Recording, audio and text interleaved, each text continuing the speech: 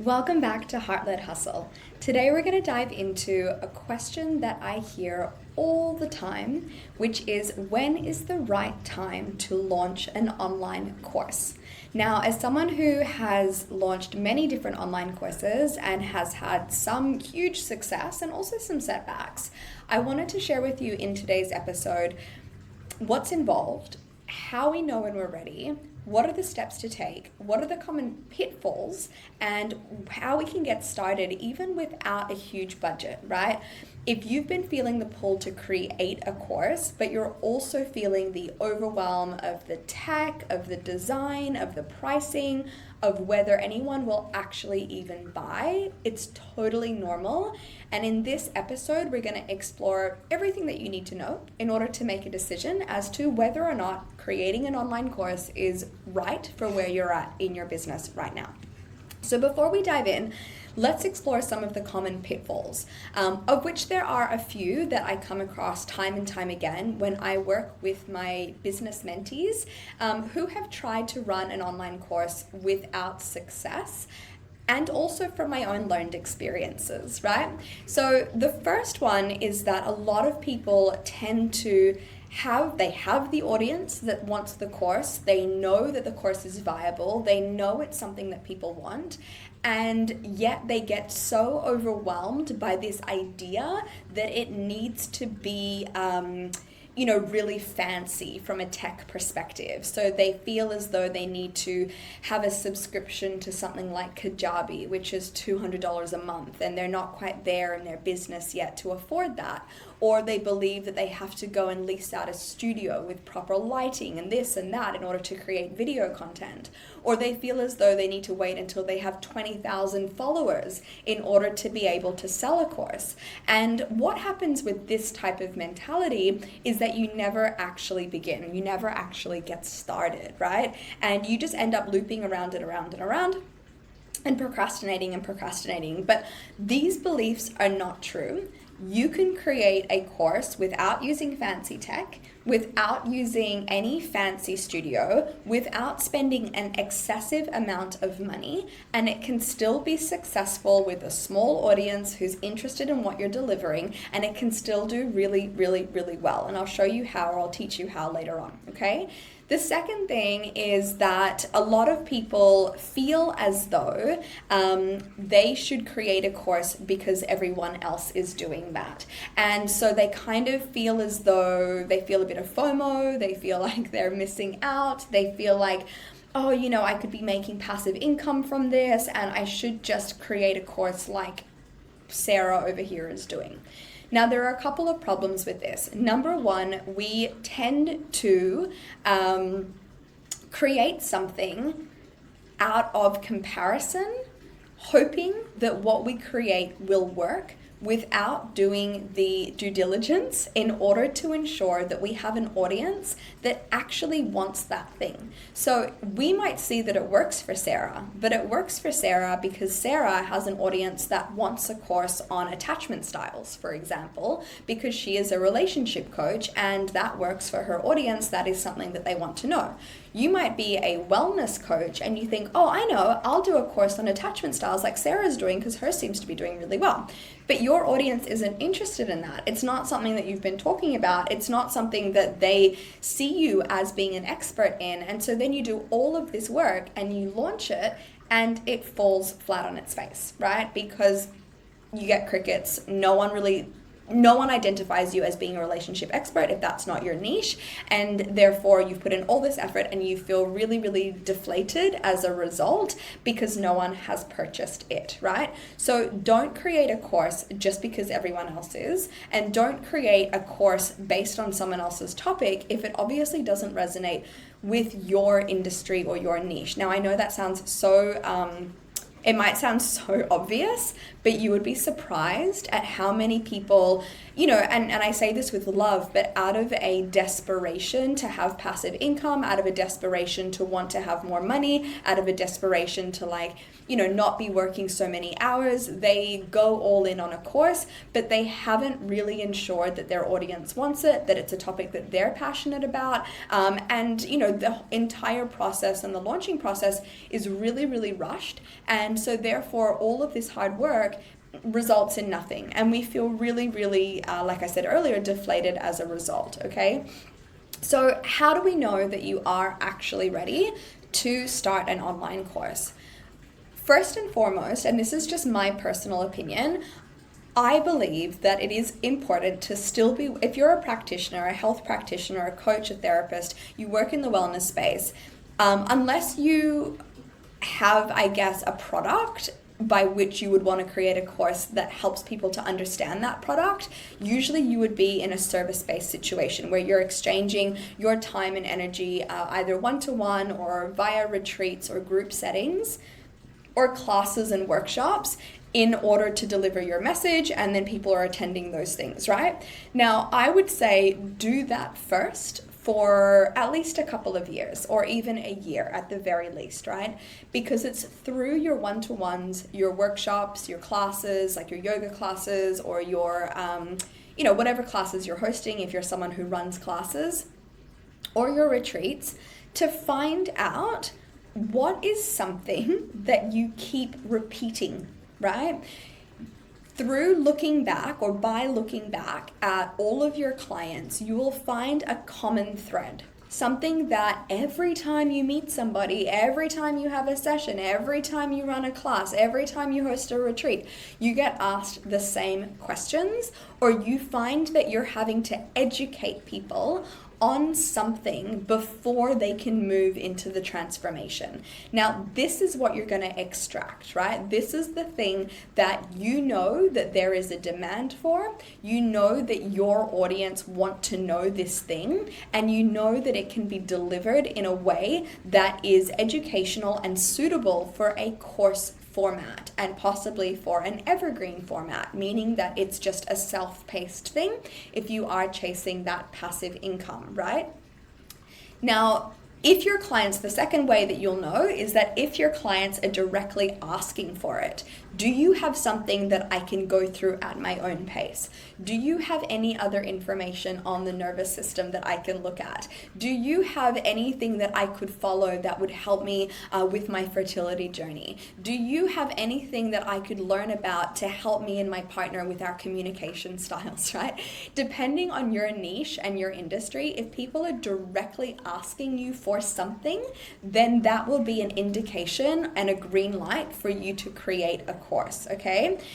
The other thing that you may notice is that you've seen consistent results with a specific method that you implement, and now you're ready to package that up in a way that is scalable. So this is where you might be doing one-to-one work, and in your one-to-one work, you're noticing once again a common thread, a method that seems to work for the majority of people or for the majority of people within your niche. So this could be a particular like exercise method. It could be a particular transformation method. It could be a particular way of being able to meet ourselves with more compassion. It could be a specific method for helping a person navigate anxiety, right? So your one-to-ones will give you a method, and you know, because you've done so many of them, that there is a transformation at the end. Now, a lot of people come to this space where they're like, okay, I've hit a time or an income ceiling whereby I cannot keep exchanging my time for money. Like, I'm booked out with my one-to-ones, and there is no other way that I can see, apart from raising my one-to-one prices, to bring in more income or to free up my time. This is where you would look at something that is scalable. And so a course gives you this opportunity of moving from a one-to-one model to a one-to-many model. And that's where you are exchanging 1 hour of your time, say if you have a live element to your course, maybe 1 hour of your time, but you're delivering it to 10 people or 20 people or 40 people, right? Or if it's evergreen and it's self-paced, then it's something that is always open, and people are able to come in and they're able to join and do this whenever they want, and it's kind of giving you a little bit of passive income throughout your month, which relieves that pressure, relieves the pressure for you from the one-to-one income ceiling, okay? So if you're already teaching it live, you already have the raw material for a course. It doesn't need to be perfect. It just needs to be useful and digestible, okay? Now, on that note, so many people say to me, oh, but I don't have, I definitely think I have the audience who wants this product, and maybe they've already tested it, and I encourage that you do. So if you have you don't have to have a lot of followers. It's more so around having people that are engaged and that trust you for what you do. You can utilize your stories in your social media, your email marketing, your marketing in general, to gauge from your audience if they would be interested in a course that covers X, Y, and Z. So you can run surveys, you can run polls, you can directly ask your audience to get insight as to whether or not that's something that they would want, right? If you have the direct feedback that yes, this is something that we would want, the next step would then be coming up with the outline of the course and what's going to be included and how it's going to be delivered.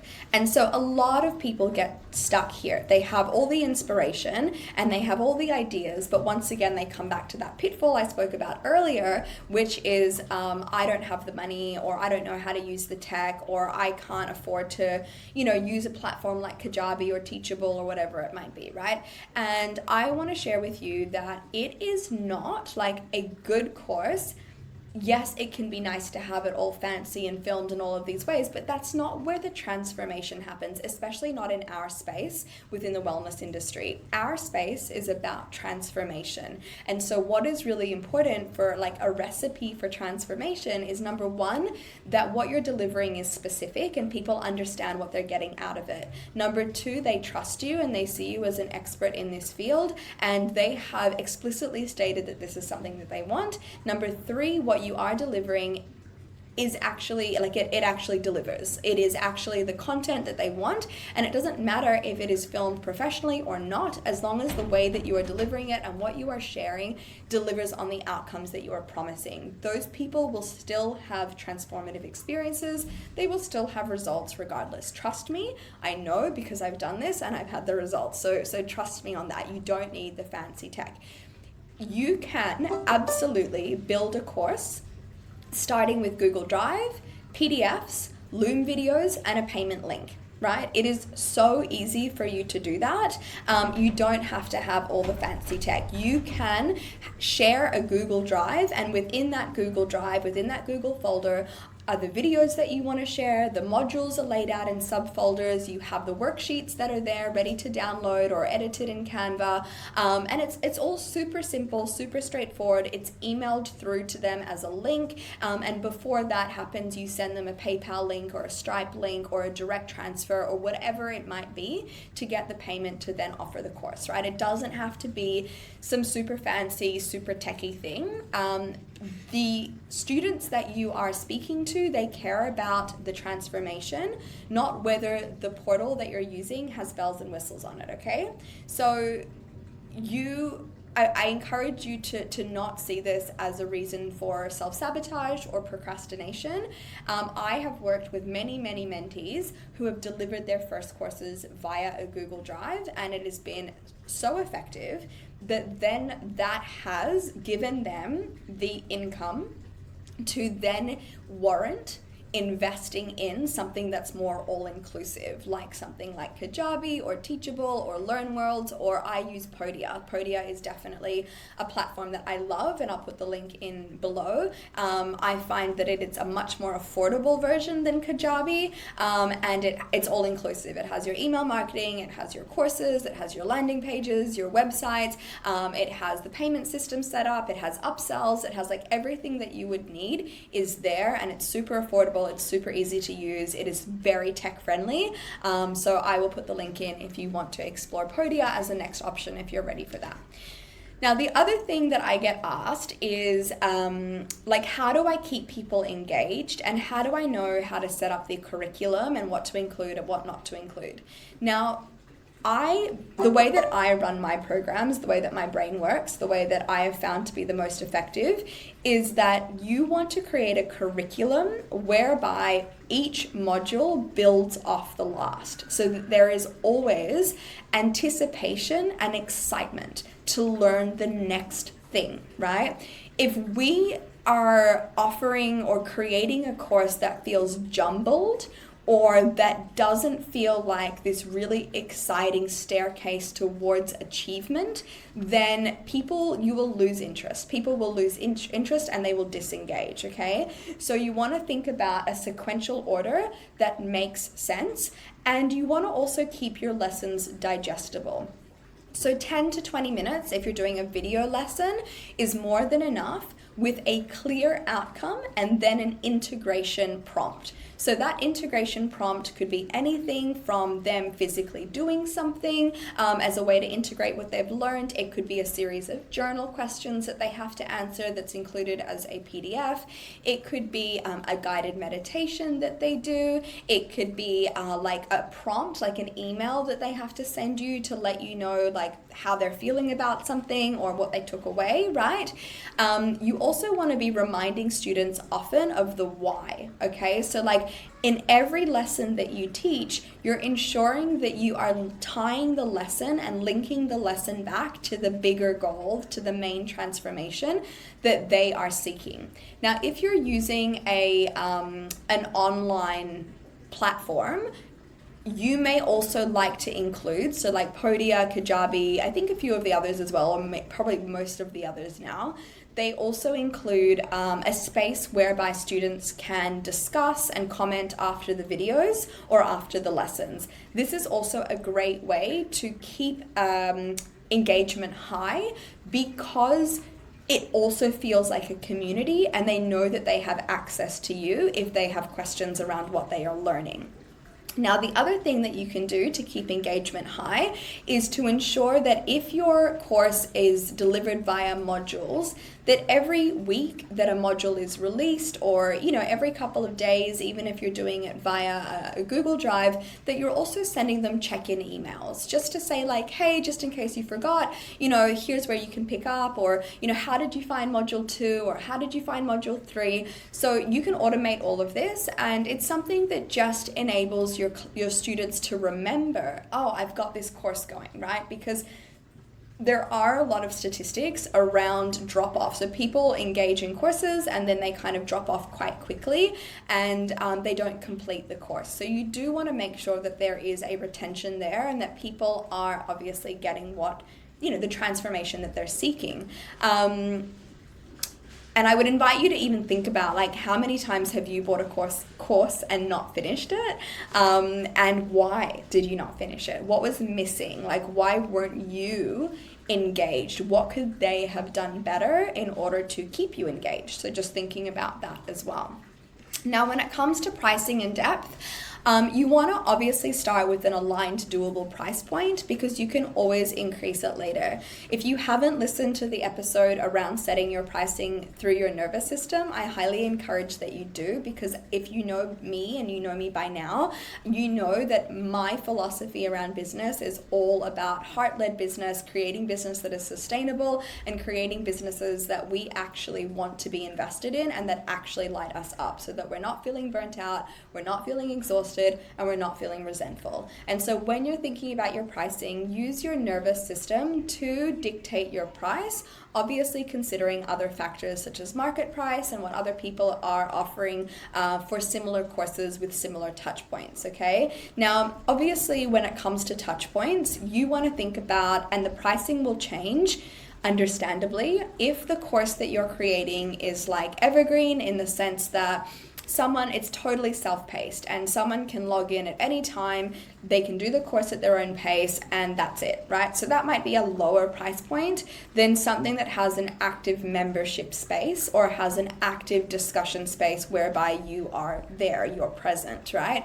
That will change again if you're also offering live check-in points. So for some online courses, and this really boosts retention, and I do this with a lot of my courses, is that it's predominantly self-paced, but then every 2 weeks or every month, there is a live with me. So that really encourages students to make sure that they are doing the modules, that they're completing them, because they know that they get to jump on with me at a certain point and we discuss it all as a group, and I address any questions in real time. So I find that not only enables you to price a little bit higher, but it also gives them like you also really see transformation. People actually finish the course, and you want people to finish the course. I mean, if you're integral and you're ethical and you have strong morals, you want people to not just buy for the sake of buying, but you also want them to receive that transformation that you're offering, okay? Now, the other thing is I want you to not feel pressured to pack in every single thing that you know in the course. Remember we said earlier about like you extracting one thing or one concept.